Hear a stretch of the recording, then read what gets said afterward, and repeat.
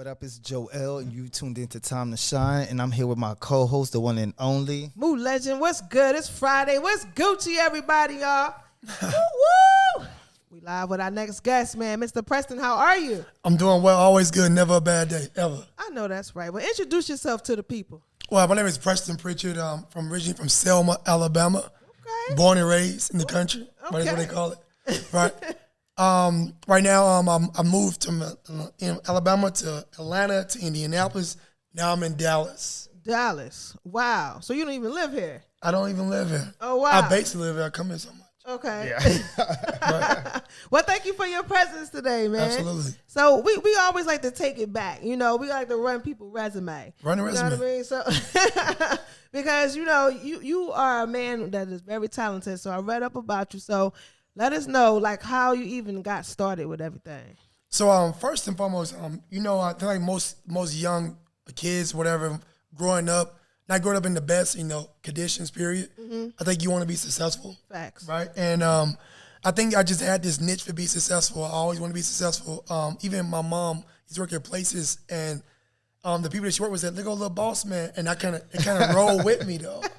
I was like, I gotta be a boss because ladies, I'm a boss, right? Wow. And so as I grew up and just went to college and stuff like that, was the first person out of my immediate family to graduate from college. Okay. What was your major? Criminal justice, minor in computer forensics. Wow. Right, sounds cool, but it probably ain't that cool. Right, it's basically I know how to like go on computers and like find information that you're hiding. Okay. And go in there and find it if you're hiding it. So we gonna hire you. No, I'm just playing. I know. I'm watching everything on another computer somewhere else, like Tom Clancy or something. Boring. Okay. But then I moved, after I graduated college, I actually moved to Dallas, Okay. right? And I live with my aunt that's making good money, whatever she have any kids. I lived with her for like 7 months. Okay. And I was just trying to find my way in Dallas 2017. Okay. And when that happened, I actually had a job at a company where we created like roofing curbs. So basically the HVAC on every building sits on something called a roofing curb. Wow. Okay. Right, so what happened was I used to design that at the place for the team and like just sell it to quotes and stuff like that to people over the phone. It's like nothing really hard to do. Right. But they had like a downsize and something like that. And what happened was they let go of all the people that probably was like just started with us. Okay. Obviously, I was a part of the Let Go team. Oh, damn. So I was like, I told my aunt though I was moving out of her house at a certain date. Okay. But I got let go before then. Oh. So I was like, I'm just Got moving to to extend your state, or you left? No, I just left. Oh. I, You moved to Atlanta, right? I try to keep my word. I try my best to. Okay. Right, so I say I just moved to Atlanta. So I got my stuff up, moved to Atlanta. I slept with one of my friends' couch for like 3 weeks. And I did the thing that most people do when you're looking for a job. Click to apply. Right? Every single thing that was on there, it was the job. Over 600, I was like, blah, blah, blah, blah. My thumb got tired a little bit. I was applying for everything. Right. And then I had so many interviews set up every day. And then I actually got involved with a marketing company in Atlanta and a market sales, direct sales company. And when I came in, I was like, man, I don't want to do no sales. Like, that's not my style. Right? And then I was like, well, I'll give it a shot. What I got to lose? And I came in, and I'm so grateful that, you know, God put me in a position to be in that company because it grew me as an individual professionally and personally. And I was able to, like, you know, become a partner for the firm.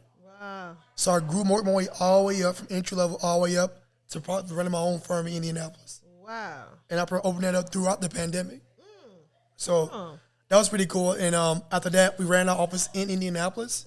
And we actually became #1 on the campaign in Indianapolis, which is pretty cool. So the clients we had was like, hey, we want you to go to Dallas to run another client because y'all doing so good up here. Wow. And we took that opportunity, and we've been in Dallas rocking out ever since. And so how hard was it to start a business during the pandemic?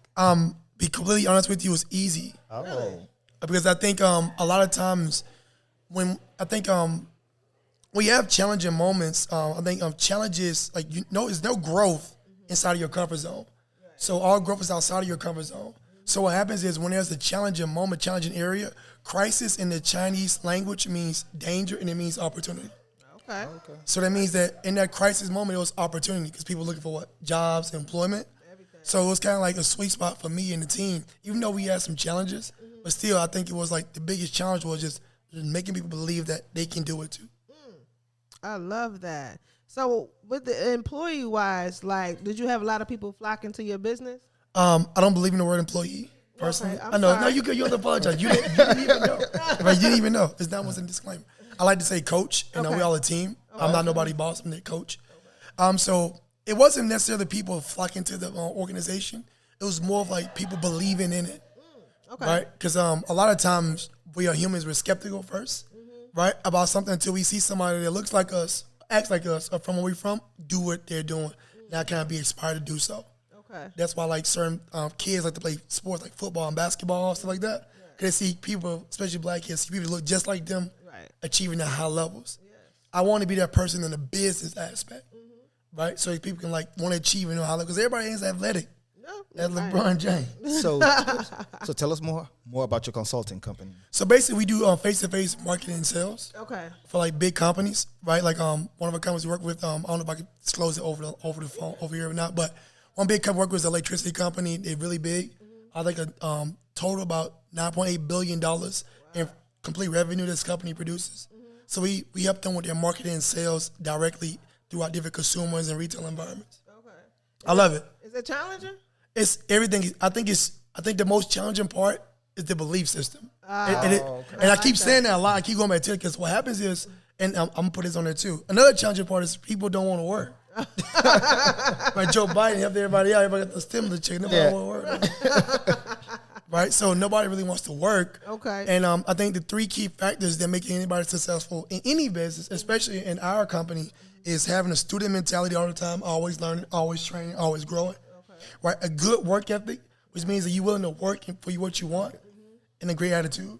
Right, I think those components are what make people successful in our business. So the biggest challenge that people don't want to do those three. Right? Okay. They don't want to work for them. They want to just sit in their lap. Right. So when you interviewing somebody, because those are the intangibles, like how can you tell if somebody is a good fit?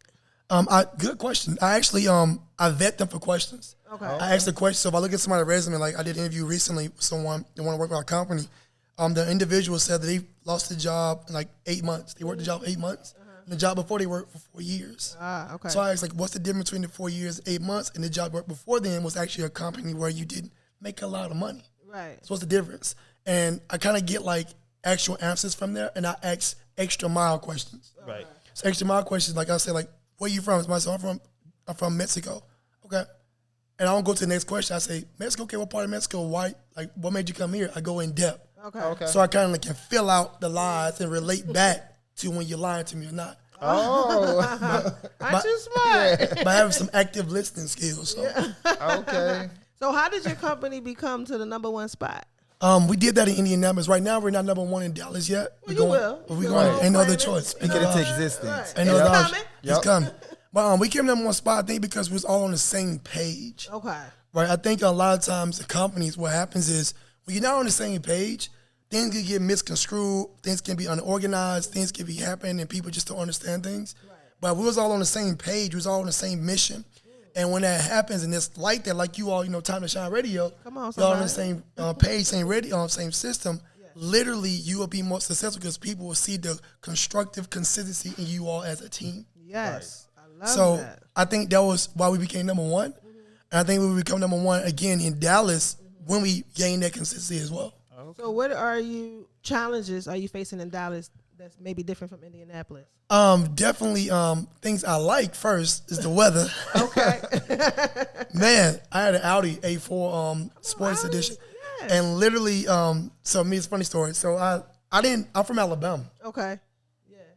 Selma. I'm from Selma, Alabama. Well, we don't get snow like that. Right. Right. We get snow for an hour and they close school down for the week. Yep. Right? But like what happened, it was snowing so bad and I had ice on my windshield. So I'm thinking, I'm just gonna cut the the water thing on. Oh, It's gonna be a quick fix. I'm thinking I'm gonna do a quick fix this, we're gonna be good. I'm talking about I did that and literally my car windshield froze. Yep. Wow. Because it's so cold. Yeah. So what I did was, because I ain't have the little scraper boy, right? So the country came out, scraper boy. I had a little scraper boy, so I just took my ID out and I scrubbed my window in the freezing cold. By any my means God. By necessary. any means necessary. You got it done, ding. Right. But the only challenge we really having here in Dallas is basically that belief. It's just people just believing in the opportunity and just believing in, they can achieve anything. It's like just believing in their potential. A lot of times, like we don't I was talking about a study before, like they did like some rats, they put them into a water jar. Oh, wow. And what happened was this Harvard study back in 1960, and the rats were swimming for like 15 minutes, and they started to drown, right? Oh, wow. So what happened was they decided to pull the rats out before they drown and let them dry off a little bit, get back together. And they put the rats back in. This time they swam for 60 hours. What? Because they believe that they can, somebody will come and save them. Shut up. So they actually had the ability the first time to swim 60 hours. But they didn't know that until they was put to the test. You see what I mean? So a lot of times people don't understand their potential until they're put to the test and challenges. Right? And they have a belief, and the rats swam so long because they believed that something was going to happen to get them out of the situation. Wow. So I think a lot of times in any kind of organization, any kind of business, even with Time to Shine, just having that belief and seeing it in your mind's eye before it comes to reality. Right. So how do you try to, I guess, win them over to make them believe? Belief, I think, good question. Belief comes with information. Okay. It comes with I guess like information, value system, and just work ethic. Because I think a lot of times we as humans, we live in a world of instant gratification. Right. Facts. Right, we want it right now. I got an Uber ride right now. Give me some Eve. I want something. Right. We want everything right now. On a date, swipe right. Right. I think it's just we live in that world of instant gratification. Nobody really understands delayed gratification. Okay. So delayed gratification, just like Time to Shine. Time to Shine was in the creator's mind first, and he worked on it, and he worked on it, and worked on it till he got to a level where it's getting more consistent, right? True. Yeah. So but that comes with, right, delayed gratification. You knew that I'm not gonna get a lot of people coming here just yet. I'm not gonna get a lot of followers just yet. But once I work on it and stay consistent, I'm gonna get it eventually.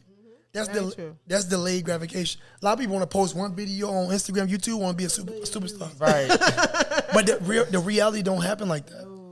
So I think a lot of people have to get that belief by getting more information, get more time with people that's been in their position, get more time with me, help me educate and train them to help them get better.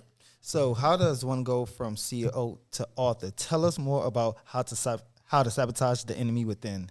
So basically, the book, ebook I wrote, How to Sabotage the Enemy Within, 100% written by me. My notes I had, no publisher, created the whole digital thing by myself. Wow. Oh, wow. All that too.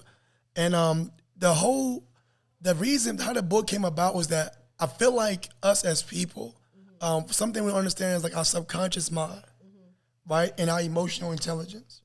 So like we always have an enemy that's fighting against us every day, whether you should work out, whether you should eat healthy. Like I was on a plane and I was like, oh, Popeye sounds so good. And a lady walked by me with some Popeye, like they had to fight my enemy within. It was like, just go ahead and get it, Preston. You already work out a lot. Wow. That's my enemy within. Like you work out like you good. Just eat it. It won't hurt nobody. Like you can work out tomorrow, run 6 miles, bro. You'll be good. Right. A cheat day. A cheat day. That's the enemy within, though. Right. Or like the time when you wake up early and I'm gonna wake up early in the morning. I'm gonna get up at 5 a.m. I'm gonna get all my stuff done. Hit 5 o'clock, learn go out. I'm gonna sleep about 5 more minutes. Yeah. Wake I up. do that a lot. Yeah. And then it be 8 o'clock. You like, Right. And then it's Yeah. rushed. then it's Rush rushed. time. And then your whole day's rushed. Right? So like that's the enemy within. I think a lot of times the enemy is discipline. That's the enemy. Yeah. Discipline. Right? But the thing that people gotta understand how they experience, I think when people understand this concept, I'm gonna give you all for free, was that it's two kinds of enemy, right? Two kinds of disciplines. Right? And two kinds of pain people gonna experience.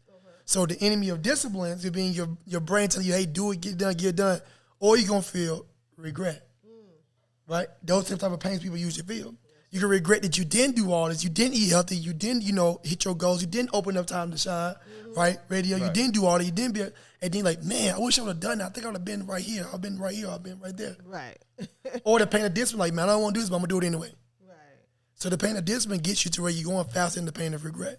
So it's mind over matter. Mind over matter is literally everything. So that's what led me to write the book. So like it's literally because a lot of times you read books. I have a book in my bag right now called Relationships, Men and Women from Mars and Men from Venus and something like that. A book I read right now about relationships. The thing about books that I think people don't like reading books is because it's too many like stories in between. They'll make it boring. Right? Like reading this, are you talking about his wife? I understand, but what's the point, man? Like I need the information out. Right. And that's just us wanting that instant gratification. Right. Yeah.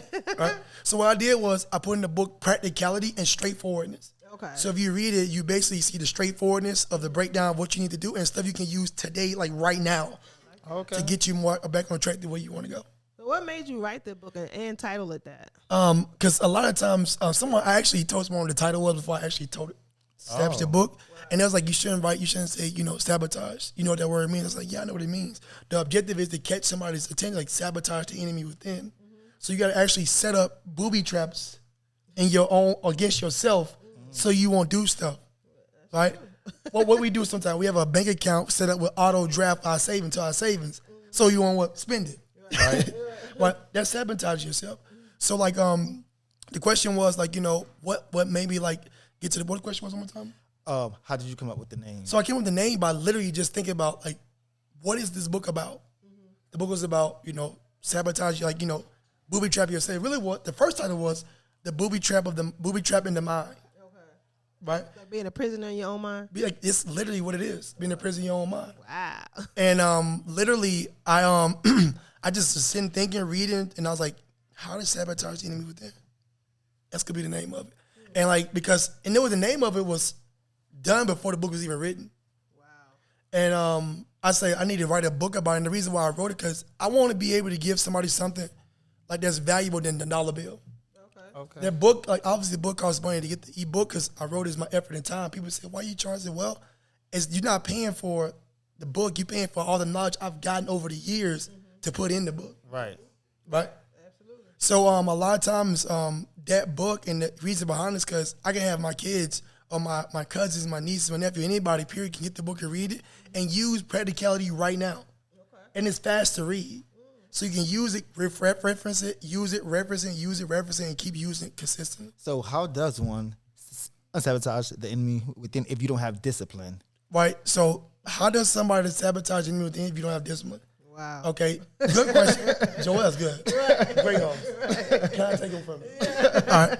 But the way you do that is get somebody that's already disciplined. Right. See, don't ask for help because you're weak.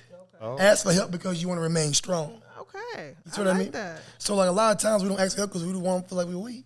Yeah. Right? So what happens is if you're not as disciplined, you need to get around someone that's disciplined and be honest. And say, look, I'm not disciplined in my finances. Can you help me? But it's crazy because that's within our culture. If you ask for help, then you're weak.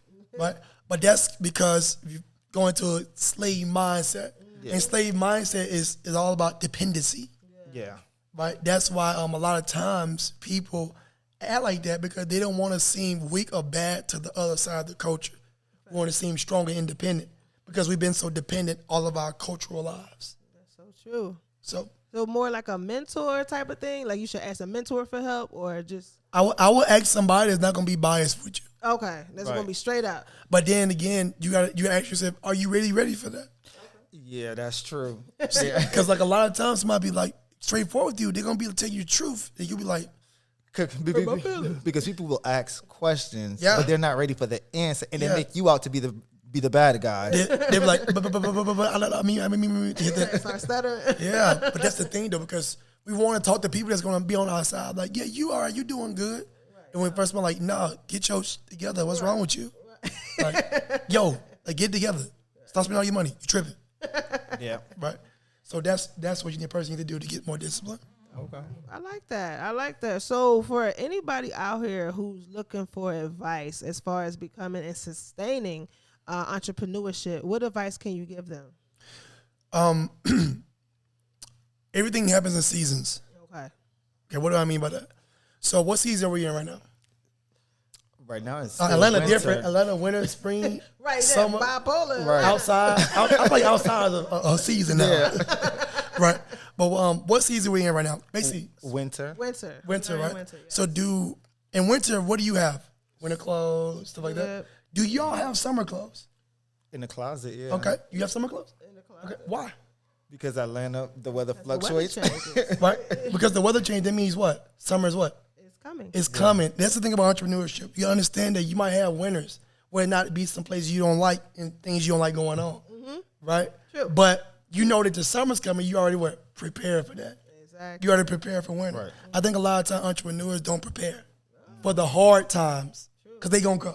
Oh, yeah. I have hard times in the business. I had good times in the business, right? And I learn from each one. Okay. So a lot of times entrepreneurs do not like really understand like you got to prepare for every season because you're gonna get every season. Now I have a lot of customers.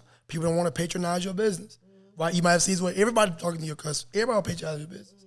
The thing about it, and the concept I learned from somebody named Adam Dorfman, one of my mentors, he said, fix your roof while the sun is shining. Okay. Right?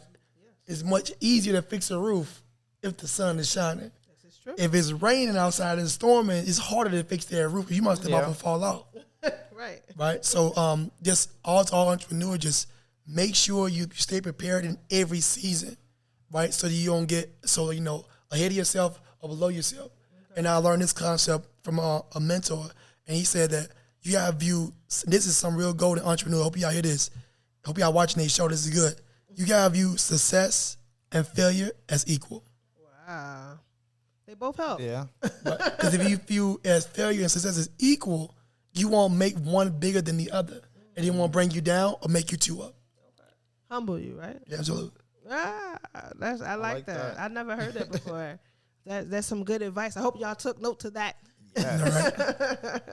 So, are you going to open up a business here in Atlanta? Don't do us like that. I don't know. Some of my team, my lead team lead wants me to come back to Atlanta. Okay. And work in Atlanta to help some things happen here in Atlanta. I like Dallas. I'm looking to have Urban Creek Consulting be, a juggernaut for business development.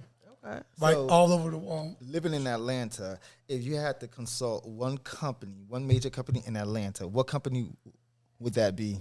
If I had to consult one company in Atlanta, and when you say consult, as in like just going and evaluate? Yeah, and taking over the whole marketing, branding, and all that stuff. I don't know. I wasn't really. I really don't know. I wasn't really invested in who I would take over. I'll probably go into like the more of the restaurant industry and say like, how can all of these restaurants, be collective, be together? How can we all be like work with each other all the time? Like have a collective like area. I know when I lived in Indianapolis, they have places where you go and like all the restaurants are in one spot. Oh, okay. So that you can try everybody's restaurant, and like I don't really know exactly the answer to that. So basically that's what I would do if there's anything in Atlanta. I mean, they got a taste of Atlanta, where everybody's together, but then they got Highland Avenue where you got a bunch of choices, but Yeah, so I mean I don't that's a good question. I never asked that question ever in my life. So that's good. So as far as like your marketing, like what type of services do you offer to your clients? So we don't so right now my team, we do like direct face-to-face sales. Okay. Right? Not door-to-door, nothing like that, but this is more like retail environment. So basically right now though, I am consulting personally me with some different clients, stuff like that, where I can help grow their sales. Okay. Because I've been doing sales for like 4 or 5 years now. Okay. And obviously built a company doing sales. So like I know like the ins and outs of like how to get a customer to understand and agree and buy your product. Oh wow. Okay. Yeah. No, that's so you got that down pack. You mastered Yeah, that. down pack. I mean, I ain't say I mastered. Master is when you at Spent 10,000 hours. Yeah. I've spent way more than 10,000 hours, but I think more of like if I go into a company and need me help, I'm working with some people right now on the side. I can't disclose their name, but I'm working with them to help them grow their sales team. Okay. Right. So basically, I'm giving them knowledge, training that I've already written in my notes that I've used on my team to help them grow. It's all from books I've read, audios I listened to, speeches I've went over, and just personally God's ability to put in me his tools in this to help me be successful. So earlier you said that you're not their boss, you're their coach, right? Right. So usually bosses tend to recommend their staff their way. How does a coach recommend their staff? Well, basically with a coach, good question. Joe, also you got these in like a bag or something? Pick it out of a hat or something, right? But like so, basically, reprimand is like basically discipline, right? I don't use the word reprimand. I use the word like some coaching, some performance coaching, right? Okay. How do I performance coach? Basically, something that don't ever lie. It starts with F. If people use this other word, but it starts with F, but don't tell the truth. It's called feelings. Oh. People always say, well, I feel like this, well, I feel like that. It's not a fact. Okay. I coach off straight facts. Okay. Right? I think we all as humans, we do get coaching off feelings though. Yeah. But facts and being like, what can we do to make this, but what's the solution? Like how can I, and I always try to put myself in the place there. I said, what can I do to help you get better? What can I do? What do you need me to do? Right. I open myself up, open my time up to make sure everybody that's, in my circle, in my corner, I get my time to help them become better. Okay. So a lot of times when that happens, and say for instance we have to possibly part ways with someone, it's because they probably wasn't given 120%. Wow. I'm giving 120% from the jump because obviously it's my organization, it's our organization as a team, and I want them to grow. But I'm literally like, hey, I will do anything to help you get better. I will even take money out of my own pocket and put it in your pocket to help you grow. Something I don't have to do, but I choose to do because we focus on people development, not our pocket development. So did you see yourself in this position when you were living in Atlanta? Yeah, I definitely did. I think Okay. you gotta see before you gotta see before you see it. Visionaries, I love it. Yeah, so like it's so true. It's so crazy. It's so crazy. Like even this microphone, that whoever created the microphone, don't know who, probably was a black dude. Right. Because somebody said they didn't create it. But whoever created the microphone, seen the microphone in their brain before it even happened. And once you focus on it, become reality. So when I was actually in Atlanta, I used to dream about coming on shows, like talking, writing a book, Dope. like, talking to my office, getting on the plane, like, having that kind of freedom. And it's all coming to fruition, not because of my own efforts, because of God putting me in positions to help me become successful. I love that. And Preston, how can everybody keep in contact with you online? Well, you can anybody can give me a call at 281-330-8005. Mike Jones. That's Mike Jones. Let me chill out. Mike Jones up on the low. Let me stop. But we got go to our company website. You want to send emails, questions you can. Like I literally will give you free advice on stuff. I'm really open to that. I'm down to give free advice to people and stuff like that. Instagram name Preston_Prichett. Prichett spelled Prittchet. Instagram name of my company is at Urban Creek Consulting. Website www.urbancreek.com. You put on Google, you'll find it because it's a very distinctive name. That's why I made it that name. Urban Creek. Right, made it distinctive. So anybody can find me that way. Shoot me an email. If you got any questions, any advice I can give you for entrepreneurship, I definitely open myself up for that. And if you want some more in-depth personal mentorship, we can talk about that. But you gotta be willing to invest in yourself. Because a lot of times we're about a newest nice shoe. We won't pay money to get better as a person. Facts. And it lasts longer than that new shoe. Yes, it does. Man, this man was spitting knowledge today, Right. man. That's free. It's Woo, free. free knowledge, free game right here on Time to Shine Radio, man. Well, thank you so much, Mr. Preston, for Thank coming y'all. through. All the way from Dallas, Texas. He came and gave us a visit here on Time to Shine Radio. So make sure y'all follow him, man. Make sure y'all support him. Y'all got any questions for entrepreneurship, he's right here. And definitely reach out, man. Thank y'all for tuning in. It's Time to Shine Radio. We litty. Let's get it. We're out. Out.